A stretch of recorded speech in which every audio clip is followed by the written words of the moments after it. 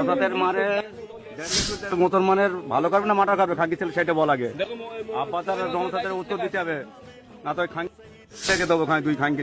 আমি আর 24 ঘন্টা অপেক্ষা করছি ওই ব্যক্তিটি প্রকাশ্যে এসে যদি এই বক্তব্য প্রত্যাহার এবং এই বক্তব্য তার ভুল হয়েছে এই মর্মে তিনি না বলেন, আমি আব্বাস সিদ্দিকী ছোট ভাই নওশাদ সিদ্দিকী বলছি, ওনাকে আমার কোন কোন জায়গায় আইনি লড়াই করতে হবে আপ টু দিল্লি পর্যন্ত, আমি ওনাকে ছাড়বো না।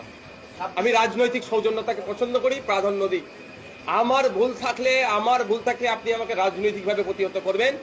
শব্দ চয়নের ক্ষেত্রে আপনি যে মাত্রা ছাড়িয়েছেন এটা ছেড়ে কথা বলবো না। তবে হ্যাঁ, আমি কাঁটা তোলা দুর্গন্ধ চাপা দেওয়ার পক্ষে নয়, আমি আইনি লড়াই করব।